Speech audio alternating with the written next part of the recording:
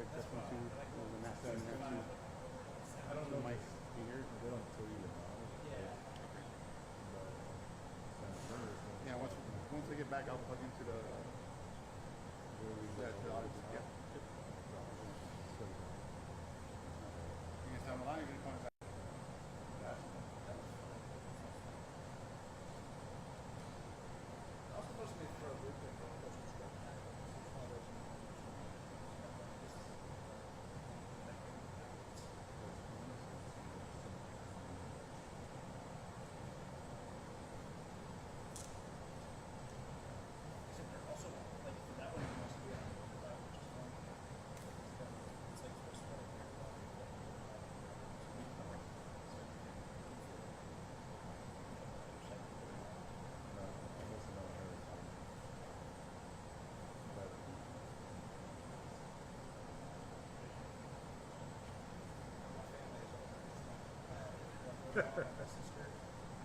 We're going to go in just a couple of minutes. Okay. And this is just B-roll only. Okay. No sound if you don't mind. No sound. Okay. Yeah, just pull the cameras off the sticks. Okay.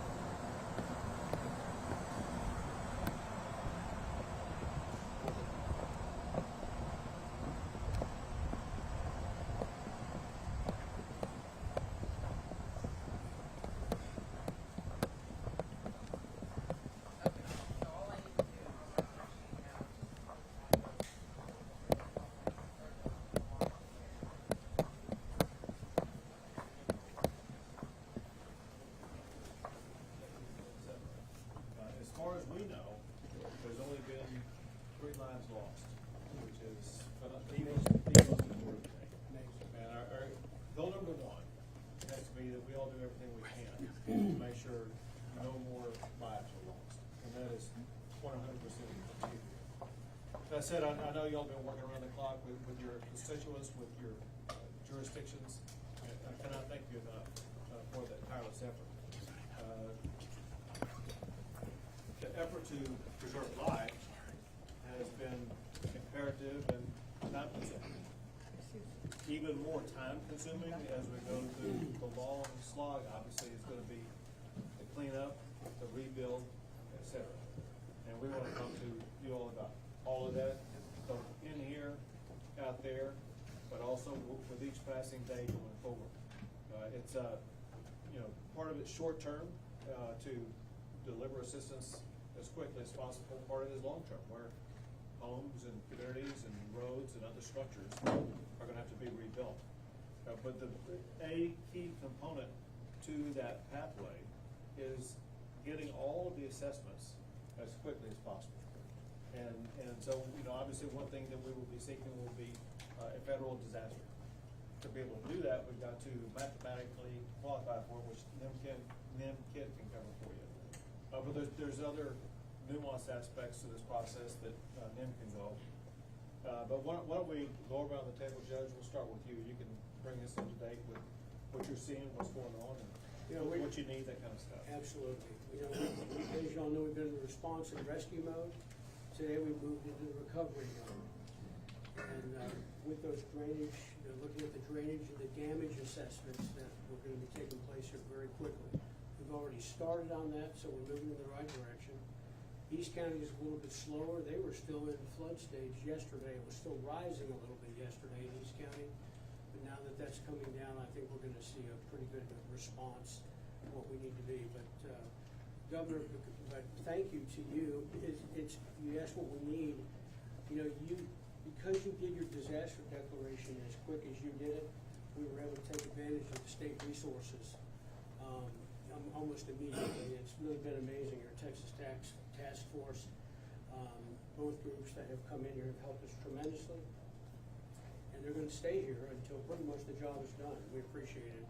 So that has helped us. We've got lots of assets, we have lots of resources, and we help other counties any way we can. We've got mutual aid agreements and whatnot, but we're moving in the right direction. And but again, thank you for doing that quickly. Mine was shortly after yours, and we're on our way. Now we just need that federal declaration. So you can count on us, and I know the others, to get you the data you need, because it's there. Good. So. Good. Appreciate it. This is All right. Jason Millsap. Jason, how's it going? It's our Director of Homeland Security and Emergency Management, works directly for me. It's also my Chief of Staff. There you go. Jason. Go for Yeah, it. so for us, it was a Harvey level event in the watershed, but not necessarily on the localized flooding side. So we were very blessed that the rain set up not on top of us. But if you live in the channels, like Judge Knight and I were talking about earlier, you're having a Harvey level flood event. And so that's what we've been dealing with. County resources in Montgomery County began our operations on Wednesday, assisting our neighbors in the northern counties, Walker County, San County, and part of River County doing water rescues. And then they shifted the water rescues to locally. We had about 330 water rescues in Montgomery County alone. Some of that's evacuation for rescues and some of it was motorist rescue.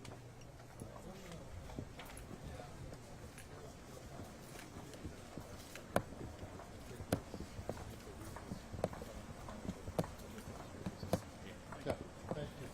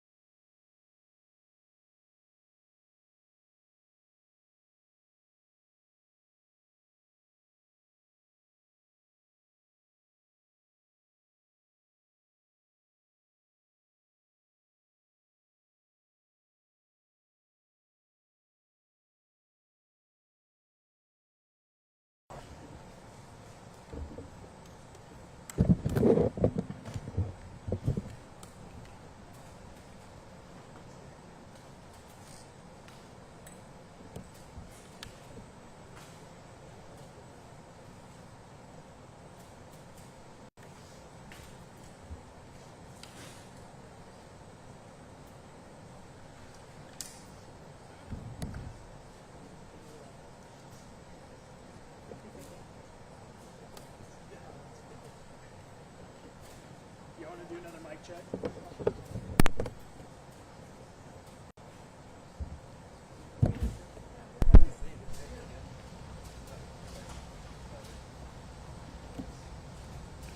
All right. Mic check. Check one. 1, 2, 3. Mic check. Check one. Mic check. All good over here. Mic check. Moving on to the second mic. Mic check. Check 1, 1, 2, 3. Mic check. Mic check. 1, 2, 3. Can y'all hear me? Mic check. Get over here and move on to the third mic. Mic check. 1, 2, 3. Mic check. Check 1, 2, 3. Last mic. Mic check. 1, 2, 3. Check, check, check. 1, 2, 3. Mic check. Everyone good? Cool.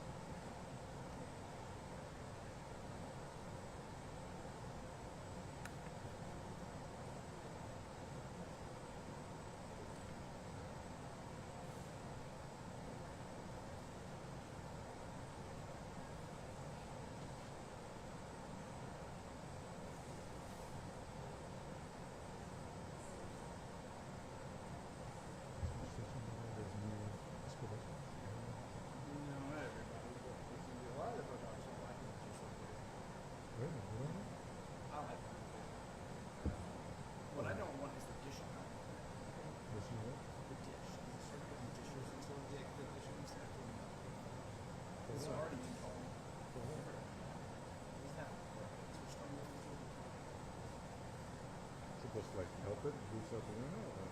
It's supposed to be able to get in.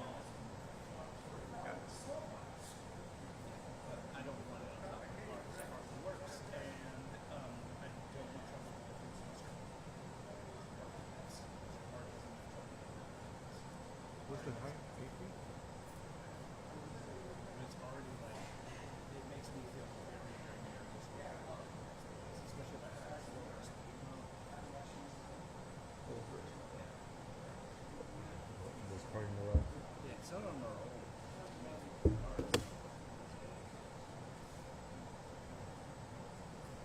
Oh, so you already have it too?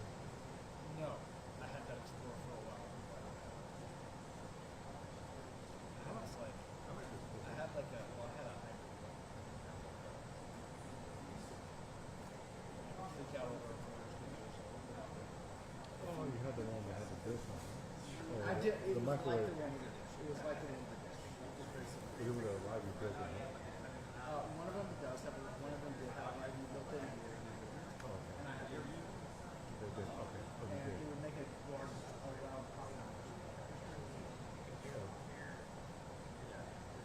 So was they just traded them on? I think that one they did trade. But then you had, They bought a bunch of new ones. you had We were the all Nissan, right? So, yeah, there's a lot of people with Nissans, and they prefer the Nissans. Really? It's just how they are. They're used to theirs. You would pick no one? That's not hard. Some people start getting into it.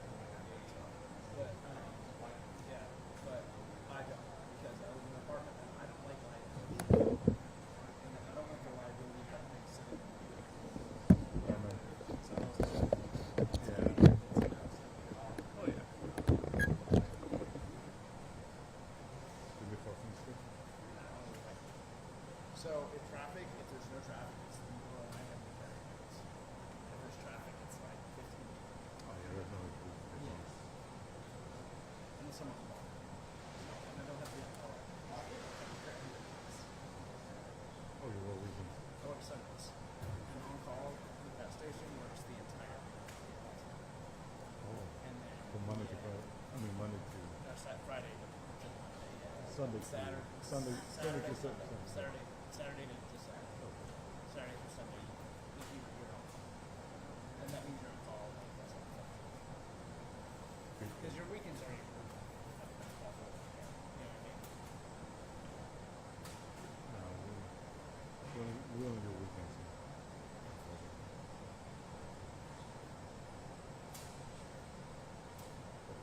It's like 4 times a year that we're on call.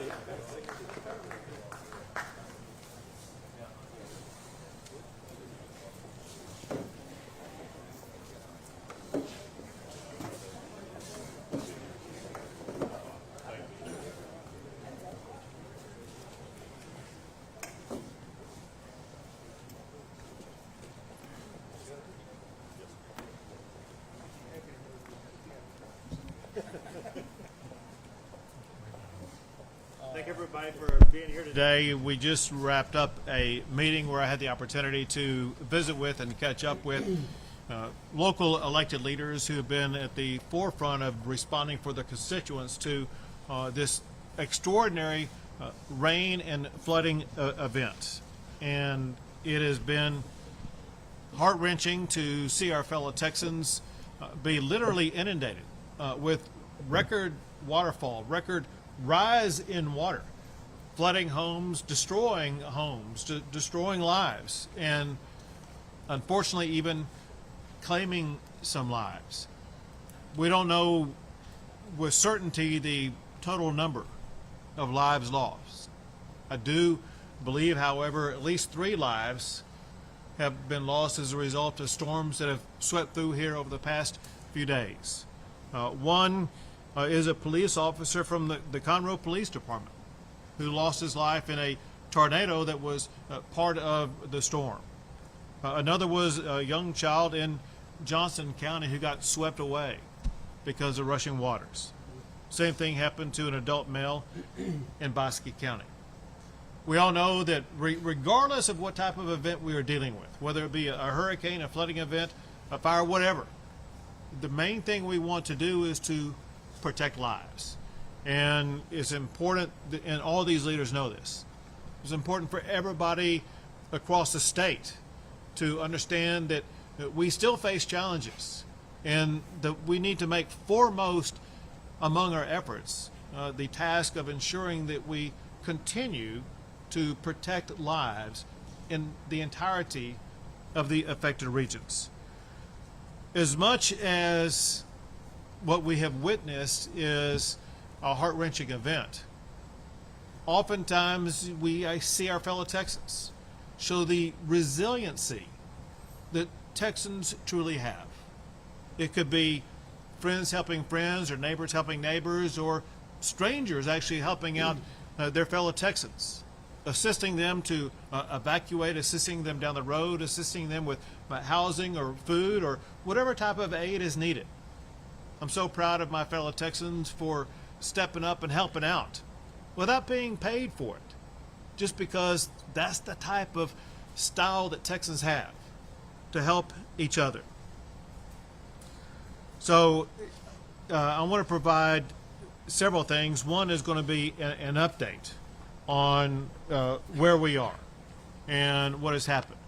But before I do that, I want to express my gratitude for all of the local officials who provided information to me today, including Montgomery County Judge Keogh. We got Conroe Mayor Pro Tem Kurt Maddox with us. We have the Montgomery County Emergency Management Coordinator Jason Millsaps, the Woodlands Township Chairman Dr. Ann Snyder. We have the Mayor from Huntsville, Mayor Humphrey. We have the Liberty County Judge Knight, Walker County Judge Colt Christian. We have the Montgomery County Sheriff Henderson, and we have State Representatives Metcalf, Toth, Kissman, Cunningham, and Ashby. Your State Senator Brandon Creighton, and a member from Congress Morgan Luttrell. On the update, there now are 91 counties that have been impacted by this ravaging storm. 91 counties for which I have declared a state disaster. There are 232 responding agencies, counting state and local agencies, as well as federal, that are responding to this. There are 5 states from outside the state of Texas that are also providing assistance, and we thank them for lending their personnel to respond to this enormous and catastrophic event. Altogether, at the state level, the state has evacuated 124 people and rescued 58, including 99 pets. When you hear stories at the local level, there's well over 500 people who have been rescued through the operations at local levels. We cannot thank the local emergency responders enough for their professionalism, for the extraordinary efforts they went through. You know, I talked about how 3 lives are lost. What we do not know is when you look at all the rescues performed by the emergency first responders, which is well into the hundreds, how many lives were saved by those first responders. We thank them for what they do. As of this morning, the update on roads at the state level, not at the local level, but on state roads. As of this morning, there are 43 locations on state roads that are closed due to high water, and there are 14 locations on state roads that are closed due to flood damage. Those reports are based upon assessments that we have at this time. Obviously, they will be updated as additional assessments come in. As far as power outages are concerned, at the peak on Thursday, there were about 160,000 power outages. As of a short time ago, that is down to now less than 7,000. As it concerns structures, damage to structures obviously is catastrophic for the owner of those structures, whether it be a residence, a business, or a government facility or building. But what we have reported is about 800 damage reports to structures across the entire region. Know this, and that probably is a very low number. The reason for it is because of the weather, because of the storms, because of the rushing water, we've not had the ability to make the assessments that are needed to be made in order to identify all of the structures that have been damaged. Those numbers will continue to come in and obviously and likely continue to grow in number here in the coming days. As far as shelter, because of the number of people who needed to evacuate, who needed to escape the storms, people were seeking shelter. As of today, the information we have is, at least as of last night, there were 125 people who were in a shelter situation at that time. That number may increase because of the reality that there is going to be an increase in water levels in rivers all across this entire region. That increase in the water flow of rivers could lead to greater flooding in those regions, which could lead to more evacuations of even more people.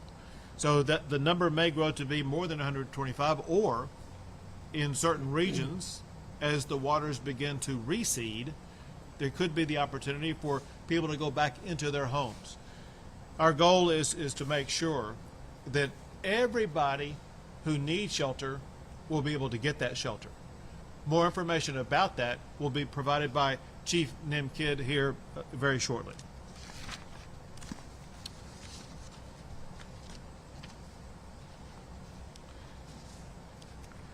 Once again, I want to thank our first responders for everything they did and continue to do to step up and respond to the storm. So now as rain is not falling where we are right now, there could be some people that think, well, you know what, we may be out of the woods.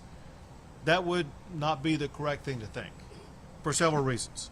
One, as I was just mentioning, rivers are going to continue to rise for days. Specifically, the Trinity, San Jacinto, and Navasota rivers are expected to continue to rise.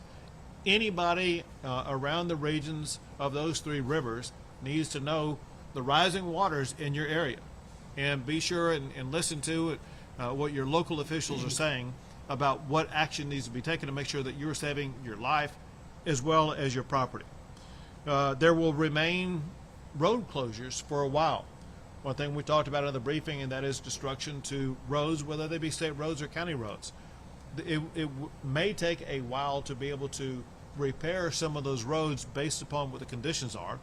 And other roads, it may be perfectly fine after the water recedes, but we still need the time for the water to recede from those areas in order for traffic to be able to make it safely through those facilities or areas. One thing along these lines that I cannot emphasize enough, and that is everybody driving a vehicle, they can ensure that they protect their lives and the lives of others when they're on the road by making sure they never drive into high water. We've seen horrific deaths and injuries arise because of vehicles driving into high water, thinking that they could make it through, only to, in the end, lose their life. It is not worth risking your life to drive through high waters. You know the old saying, turn around, don't drown.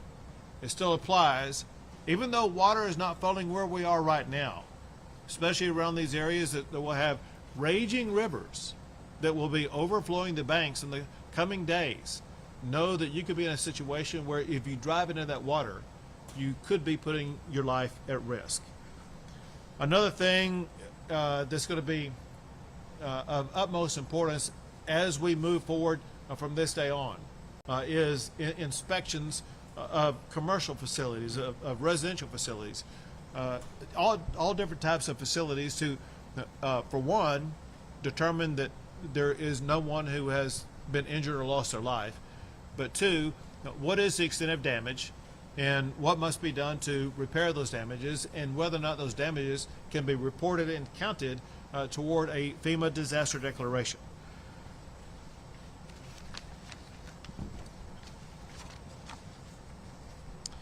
So on the rebuilding part, one thing that we are strongly urging everybody to do today, if you haven't done so yet, and that is to report your damages. As Chief Kidd will go into greater detail here shortly, in order for this region to be able to receive federal financial assistance, it's important that there is enough identified damages that qualify us for that federal assistance. We won't know that unless you report your facility as being damaged. There's a very easy tool to use to get that job done. In fact, it is on this sign right here. If you go to this website location on your phone, on your laptop, any type of communication device whatsoever, that is the shortcut pathway to report your damages. If you're unable to do that, be sure and contact your local elected officials and let them know what your damages are, or otherwise contact the Texas Division of Emergency Management so we can make sure that if you have sustained damages, we will be able to get that reported. With damages, oftentimes comes several other things. One is scams. Listen, there's going to be people knocking at your door, people calling you, people with signs up, offering to put you first in line for repairs, asking for your money up front, and they'll come back the next day to complete the repairs, but never show back up. Do not fall prey to scams. The best way you can do that is maybe look into the person that you're trying to hire to do the repair work on your home and make sure that they're well qualified and have a good reputation. If they can't be found anywhere on the internet or anything like that, you may be dealing with somebody who could be involved in a scam. So just watch out. You've already lost your property. Don't lose your money to a scammer. Let's see. That may be about it on my report. At this time, I'd like to turn things over to County Judge Keough. Thank you, Governor. Appreciate y'all being here. Governor, thank you for your comments. And as usual, you're very thorough in covering all these things. I do want to say, as you think about the amount of recoveries and the amount of rescues and whatnot, we already heard the state level, but as we now get into and really look at the hard numbers of what has taken place locally, I can tell you that in our county, we've got upwards between 300 and 350 rescues, whether it be from evacuations of homes, whether it be from people who have driven off the road and side of the road. So far, to the best of our knowledge, we have had no loss of life in Montgomery County, and for which we're thankful for. I also want to say that we now are in a recovery mode. We have been in the rescue and response mode. Being in the recovery mode, it is our goal, as you mentioned, Governor, that we have to do damage assessments, and we will go house by house into these communities and do those damage assessments, but we can't file this on the individual's benefit. They have to do it themselves. You've already been given the data that you need to do it. I would encourage you to write it down and to go to it and report the damage. And that way, the quicker we get that, the better off we're going to be. I will say that because Governor Abbott, thank you, because of your proactive approach in declaring a disaster early, was remarkable for TDM to be able to send us the resources that we need. The Texas Task Force, who came here immediately, which is going to stay until we're done. Not just for us, but for the entire region, will be able to use these. There are other with mutual aid agreements that we have with other states who have come here and are helping us as well in the entire region. And as I say to all the elected officials, if you don't know what is available, then you need to contact our Office of Emergency Management right here in Montgomery County. We'll be glad to tell you anything that you need to know. But I believe we're moving in the right direction, but there's still a lot of work to do. So I'm just so thankful that you did that ahead of time, and for the proactivity in that. And to Nim Kidd, we just appreciate it. Special thanks also to my Director of Homeland Security Emergency Management, Jason Millsaps, who is absolutely put together with our ESDs, with our Sheriff's Office, the constables, with the Department of Public Safety, with the various emergency agencies, a plan that we were planning for hurricane season, and guess what? We had a chance to practice it in this particular situation, and it has worked great. So I want to thank him specifically for that, and that's pretty much all we have done. Very good. Thank you, Judge, and now Liberty County Judge Jay Knight. Thank you, Governor. Well, Judge Keogh, as you know, we're a little bit more rural than you are, so we don't have nearly the assets on hand immediately. But thank the good Lord, we had the governor's teams together with Texas Division of Emergency Management, who came immediately. Actually, they were there before the incident really started. Now, in that consideration, volunteer fire departments, we depend on those guys all over the county, and we have 14, I believe, at this time. And they're stressed, but at the same token, they're doing everything they can to help folks. We have the Texas Game Wardens with the Department of Wildlife that came out and helped us. They brought 7 airboats to help in the rescues. So we discussed this earlier, Governor, with you and Chief Kidd. The incident over on the East Fork of Sanderson River is pretty much over as far as the incident, but not the recovery. That's where we're at now. My biggest concern right now is the Trinity River. I know that the dam is releasing 115,000 cubic feet per second right now. 787, which is the foreign market on the north end of our county, has a bridge that's just been closed by TxDOT for erosion. I mean, it was just completed about a year ago, but I just got notification that US 90 is going to be closed between Dayton and Monday. So it tells you that the water is coming up. The water is still an issue. This incident is not over. But boy, have I got a great team I get to work with. Thank y'all so much. Chief Kidd, I think this is the 9th or 10th incident we've had in the last 10 years. Governor, you've been right there with us. Thank you so much for everything. Thank you, Judge. And now to Chief Nim Kidd, the head of the Texas Division of Emergency Management. Thank you, Governor. As the people at the table have mentioned, life safety is still our #1 priority. It will be our #1 priority through the duration of this incident. As we move into recovery mode, damage assessments are critical to our future success. Please visit damage.tdm.texas.gov for individuals to report damage to their homes and then we will work with our government partners to get our public assistance thresholds. If you have flood insurance, the first thing you need to do is contact your insurance agent. Flood insurance is very important to help you recover. But I will tell you, as of last night, we have only had 501 people statewide register claims with their flood insurance provider. That means either there's people that have not registered yet, or we have a whole lot of uninsured loss in this event. Tomorrow, our federal partners from the Small Business Administration and FEMA will be here to start doing damage assessments with us. You will see them with our state teams and our local partners go out to where they can safely access to start doing damage assessments. As a thumb rule, we need 800 homes that are major damage or destroyed, meaning lost the roof, lost exterior walls, or washed off their piers or foundations, that are uninsured to be eligible to qualify for FEMA individual assistance. But I want to set the standard here. FEMA individual assistance is a maximum of $75,000 grant. And if you go back to Hurricane Harvey, the average payout was only $2,400 per household. So flood insurance, if you do not have flood insurance right now and your home did not flood, just because you do not live in a flood plain does not mean you're not eligible for flood insurance.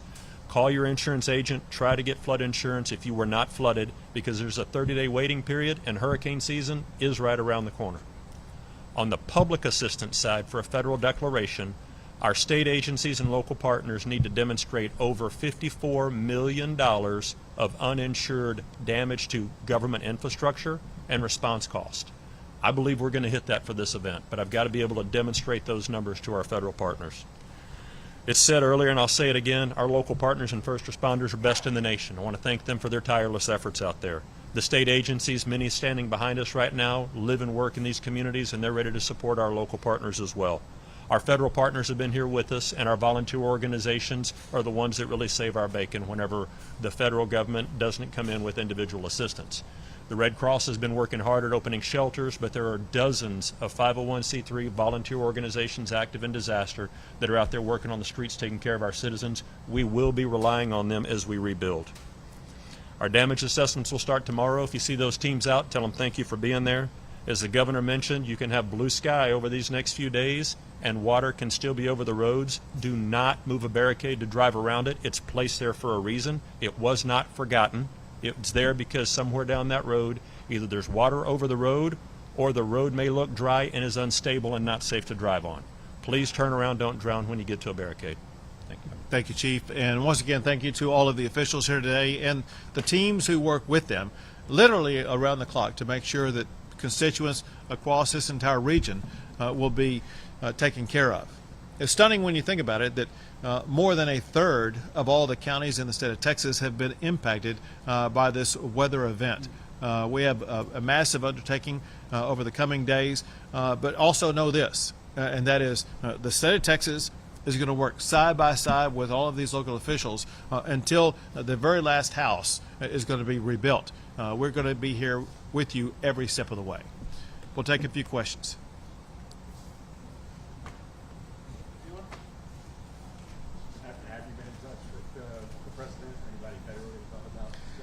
So I have not yet. I don't know about NIM, but here's the way that it typically works, and that is we go through all the assessment part, and we kind of have to make an assessment about where we are before that official outreach begins. That said, I bet NIM will tell you what typically happens is he and FEMA are in touch before the storm even hits. Yes, sir. We've had FEMA in our emergency operations center with our federal partners, and every day me and my team are talking to FEMA Region 6. So great relationship there. They're ready to help. Anybody else?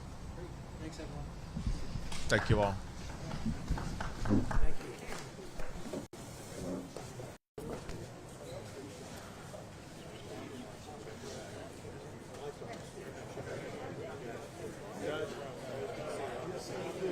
It is really even though we're having, I know, more water. We'll see in a better circumstance. Let's do that.